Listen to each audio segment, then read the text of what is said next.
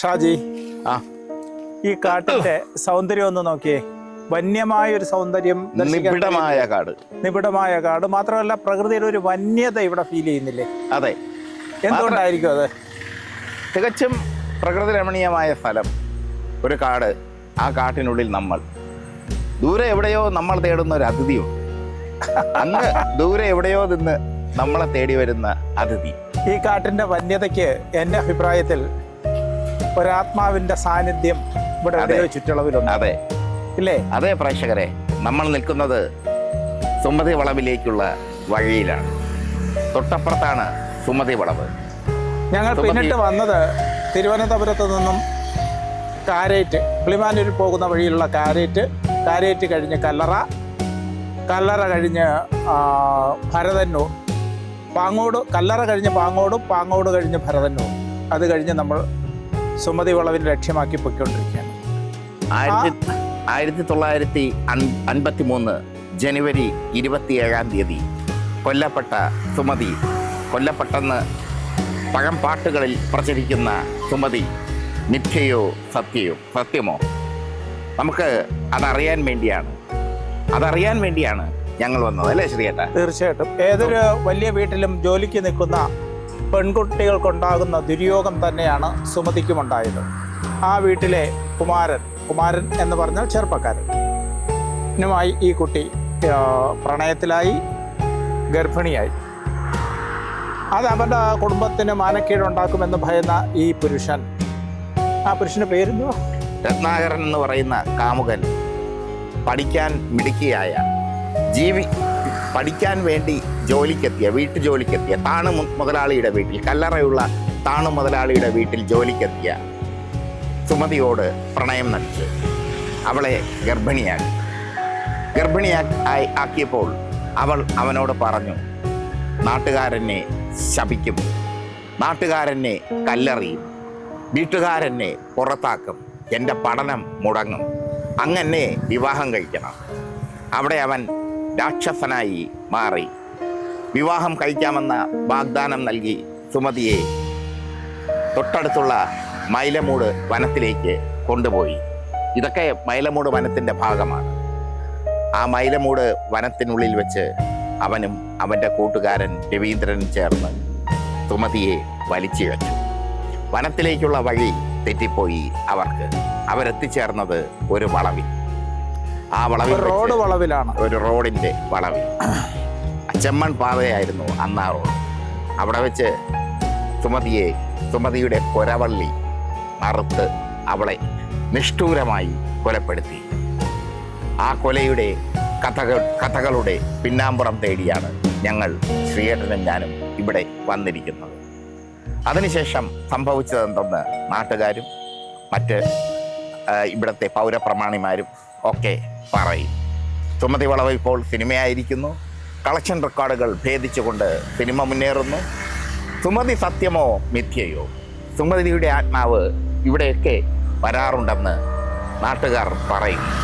പോലീസുകാരും അത് സാക്ഷ്യപ്പെടുത്തും. ഭരണകലെ വനത്തിൻ്റെ നിഗൂഢതയിൽ എവിടെയോ സുമതിയുണ്ടോ ശ്രീയേട്ടാ? അങ്ങനെ ചോദിച്ചാൽ, മരണശേഷം മനുഷ്യൻ്റെ ആത്മാക്കൾ പിതൃലോകത്ത് എത്തുന്നതിന് മുമ്പായി കുറച്ചു കാലം പ്രേത രൂപത്തിൽ സഞ്ചരിക്കും എന്നാണ് ഹിന്ദു പുരാണം പറയുന്നത്. സ്വാഭാവികമായിട്ടും സുമതി മരിച്ചു കഴിഞ്ഞതിന് ശേഷം ഈ ആത്മാവ് പിതൃലോകത്തേക്ക് സഞ്ചരിക്കുന്നതിന് മുന്നേ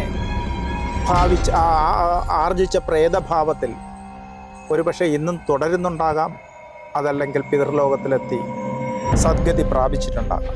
പക്ഷേ ആ മരണം കഴിഞ്ഞ കാലഘട്ടങ്ങളിൽ ഒരുപാട് പേർ ആ വഴിയിൽ, ആ വളവിൽ ദുർമരണത്തിനിടയായി എന്ന് ഒരുപാട് പേർ സാക്ഷ്യപ്പെടുത്തിയിട്ടുണ്ട്. സത്യമാണോ മിഥ്യയാണോ എന്നറിയില്ല.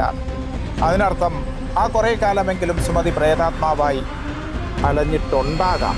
പ്രേതങ്ങളിൽ വിശ്വസിക്കുന്നവർക്ക് സുമതിയുടെ പ്രേതാത്മാവിനെ വിശ്വസിക്കാം. പക്ഷെ ആധുനിക ശാസ്ത്രം ഇത്രയും വളർന്ന സാഹചര്യത്തിൽ പ്രേതത്തിൽ വിശ്വസിക്കുന്നത് യുക്തിഭദ്രമല്ല. എന്തായാലും സുമതി എന്ന പേര് ഒരു പ്രേതാത്മാവിൻ്റെതാണോ, വഞ്ചിക്കപ്പെട്ട ഒരു സാധു പെൺകുട്ടിയുടേത് മാത്രമാണോ? എന്തായാലും സുമതി ഒരു ദുഃഖമാണ്, അതാണെന്നും ഒരു ദുരന്തമാണ്. സുമതിയുടെ വളവിലേക്ക് നമുക്ക് പോകാം. അവിടെ ചിലപ്പോൾ കാണും വെള്ള വസ്ത്രം ധരിച്ച സുമതിയെ. വാ ശ്രീയേട്ടാ. ഈ ഒറ്റ വഴി പാതയിലൂടെയാണ് സുമതിയെ വലിച്ചിഴച്ചുകൊണ്ട് വന്നത്. പക്ഷേ ഇത് ഇപ്പോഴാണ് ഒരൊറ്റ വഴി പാത. ആ കാലഘട്ടങ്ങളിൽ ഒരാൾ എങ്ങനെയെങ്കിലും നടന്നു വരും എന്നേ ഉണ്ടായിരുന്നിരിക്കുള്ളൂ. അതെ, യഥാർത്ഥത്തിൽ സുമതിയെ കാട്ടിനുള്ളിലേക്ക് കൊണ്ടുപോയി കൊല ചെയ്യാനായിരുന്നു പ്ലാൻ. പക്ഷേ ഇവർക്ക് വഴിതെറ്റി. ഈ രത്നാകരനും രവീന്ദ്രനും വഴിതെറ്റിയപ്പോൾ ഇതുവഴി സുമതി ഇറങ്ങി ഓടി.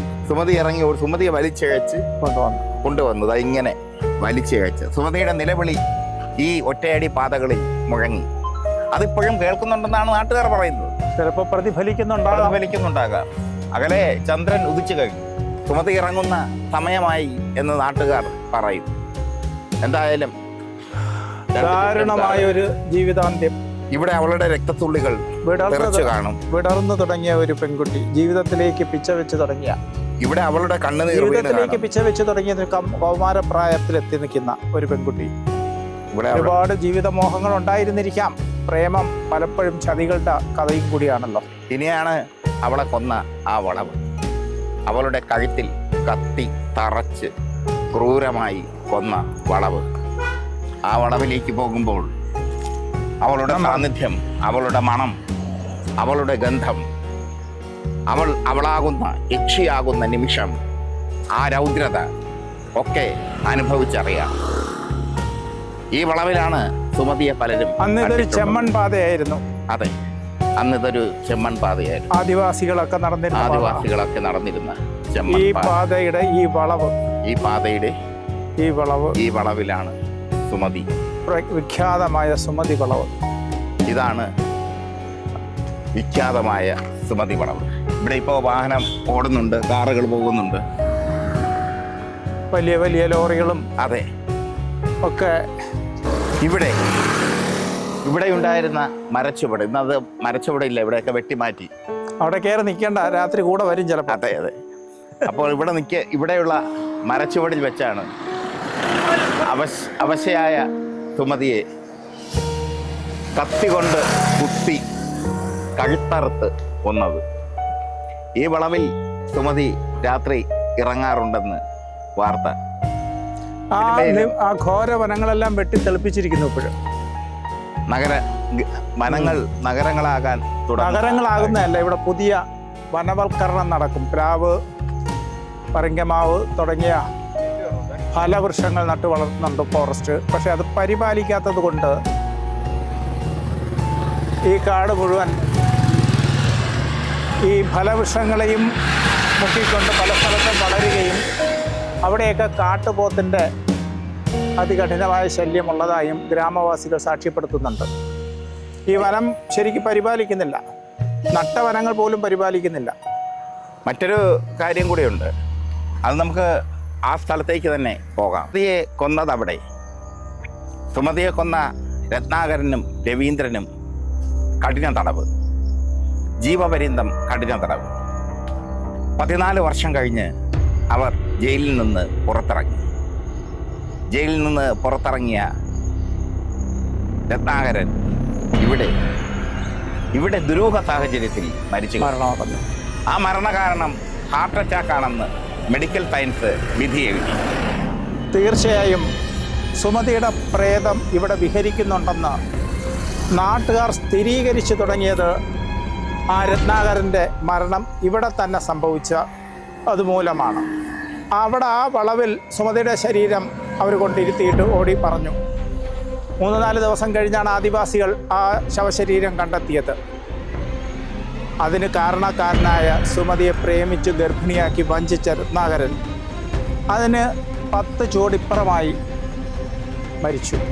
ഇതൊരു യാദർച്ഛികതയാണോ അതോ സത്യം സുമതിയുടെ പ്രേതത്തിൻ്റെ സാന്നിധ്യം ഉറപ്പുവരുത്തുന്ന സംഗതിയാണോ?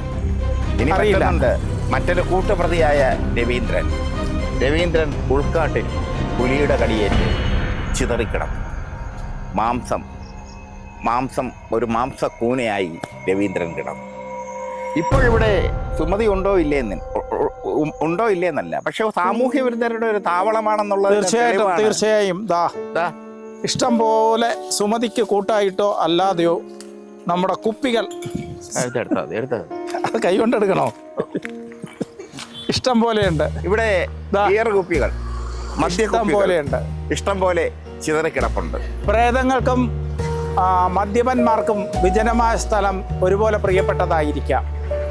ഇന്ന് നമ്മൾ പരിഹാസത്തോടെ പറയുന്ന ഈ കഥയിൽ, അല്ലെങ്കിൽ ഭീതിതമായി ജനങ്ങൾ ഒരു കാലത്ത് കരുതിയിരുന്ന ഈ കഥയിൽ, സ്വപ്നങ്ങൾ പൊലിഞ്ഞുപോയ പാവപ്പെട്ട ഒരു പെൺകുട്ടിയുടെ ജീവിതാന്ത്യമാണ് ഇനിയും മറ്റൊന്നുണ്ട്, ആരും ശ്രദ്ധിക്കാതെ പോയ ഒരു കാര്യം. ഈ വളവിൽ 180 ആക്സിഡന്റുകൾ നടന്നിട്ടുണ്ട്. 18 പേർ ആക്സിഡന്റിൽ കൊല്ലപ്പെട്ടിട്ടുണ്ട്. 25ഓളം പേർക്ക് അംഗഭംഗം സംഭവിച്ചിട്ടുണ്ട്. ആക്സിഡന്റ് പറ്റിയവരെല്ലാം പറയുന്നുണ്ട് അവർ വെള്ളസാരി അണിഞ്ഞ ഒരു രൂപത്തെ കണ്ടുവന്നു. ആ രൂപത്തെ കണ്ട് അവരുടെ വാഹനത്തിൻ്റെ കൺട്രോള് പോയി എന്ന്. മാത്രമല്ല, പലരും ഇവിടെ എത്തുമ്പോൾ നമ്മുടെ കാറ് ബ്രേക്ക് ആവുമെന്ന് അറിയില്ല, പക്ഷേ ഇവിടെ എത്തുമ്പോൾ കാറ് ബ്രേക്ക് ഡൗൺ ആകാം. അതും പലരും സാക്ഷ്യപത്രം നൽകുന്നു. സുമതി സത്യമോ യാഥാർത്ഥ്യമോ എന്നതിനപ്പുറം സുമതി പ്രതികരിക്കുന്ന അല്ലെങ്കിൽ പ്രതികാരം ചെയ്യുന്ന ഒരു യുവതിയുടെ, ഒരു സ്ത്രീയുടെ പ്രതീകമായി മാറുന്നു എന്നുള്ളതാണ് ശ്രദ്ധേയം.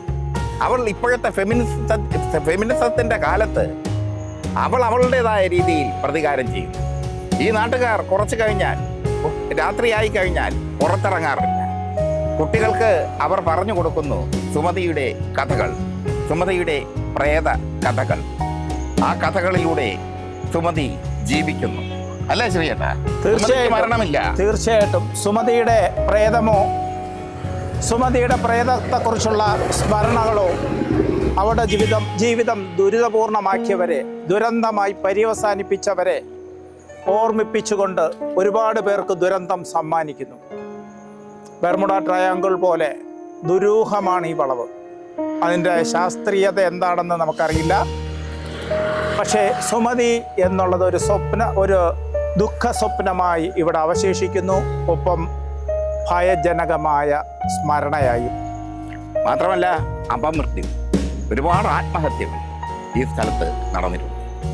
ആ ആത്മഹത്യകളൊക്കെ സുമതിയുടെ ശാപമാണെന്ന് നാട്ടുകാർ പറയും.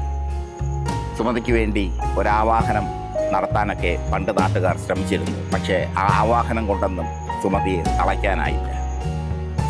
സുമതിയുടെ കഥകളുമായി, സുമതിയുടെ പ്രതികാരവുമായി ഈ വളവിൽ ഏതോ കാട്ടിൻ്റെ ഉള്ളിൽ നിന്ന് നടന്നു വരുന്നു.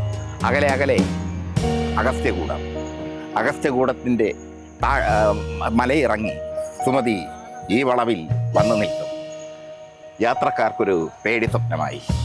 സുമതി മിഥ്യയായിരിക്കാം, യാഥാർത്ഥ്യമല്ലായിരിക്കാം. സുമതി എന്ന യക്ഷി സുമതി യാഥാർത്ഥ്യമാണ്. പക്ഷേ സുമതി എന്ന യക്ഷി, പ്രേതം യാഥാർത്ഥ്യമല്ലായിരിക്കാം.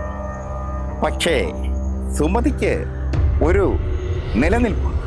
ആ നിലനിൽപ്പ് പെണ്ണിൻ്റെ നിലനിൽപ്പാണ്. അപമാനിക്കപ്പെട്ട പെണ്ണിൻ്റെ നിലനിൽപ്പ്, ക്രൂരമായി കൊല ചെയ്യപ്പെട്ട പെണ്ണിൻ്റെ നിലനിൽപ്പ്, സ്നേഹം നിഷേധിക്കപ്പെട്ട പെണ്ണിൻ്റെ നിലനിൽപ്പ്, സ്നേഹത്തിന് മുമ്പിൽ എല്ലാം അടിയറവ് വെച്ച ഒരു ഗർഭിണിയുടെ നിലനിൽപ്പ്. അതൊക്കെയാണ് സുമതി. അത് പറയാനാണ് പൊളിറ്റിക്സ് കേരള ഒരുപാട് ദൂരം താണ്ടി ഇവിടെ വന്നത്. ഇവിടെ കാണുന്ന കാഴ്ചകൾക്കെല്ലാം വന്യതയുണ്ട്. ഇവിടെ കാണുന്ന കാഴ്ചകൾ വന്യമായ കാഴ്ചകൾ. അങ്ങ് ദൂരെ നോക്കൂ, നിബിഡമായ വനം. ആ വനത്തിനുള്ളിൽ ആരുമില്ല. ആ വനത്തിനുള്ളിലേക്കൊന്ന് കയറി ഇറങ്ങിയാൽ ആരുമില്ലാത്ത ഒരവസ്ഥ. അവിടെ ഒരു കാര്യമുള്ളത്, ആ വനത്തിലോട്ട് കയറി ഇറങ്ങുക എന്നുള്ളത് സാധ്യമല്ല. കാട്ടുപോത്തും കരടിയും ധാരാളം ഉണ്ടെന്ന് പറയുന്ന സ്ഥലമാണിത്. കാട്ടുപോത്തും കരടിയും ഒക്കെ ഇവിടെ ഇന്ന് സുമതിക്ക് ഏകദേശം 92ഓളം വയസ്സുണ്ടാവും.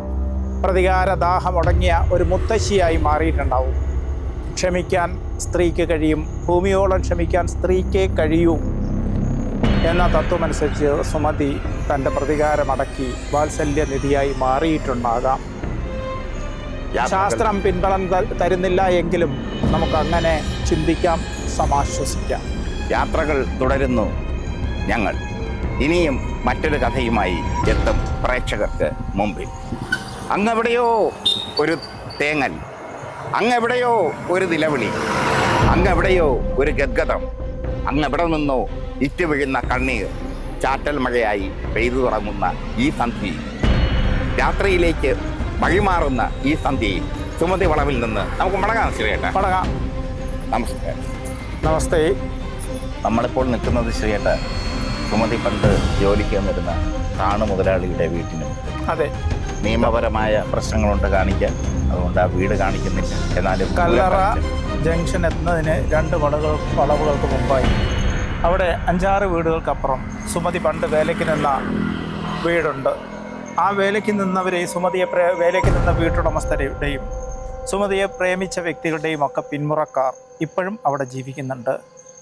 നിയമപരമായ പ്രശ്നങ്ങളുള്ളതുകൊണ്ട് ആ വീടോ അതിലെ ആൾക്കാരെയോ നമ്മൾ കാണിക്കുന്നില്ല.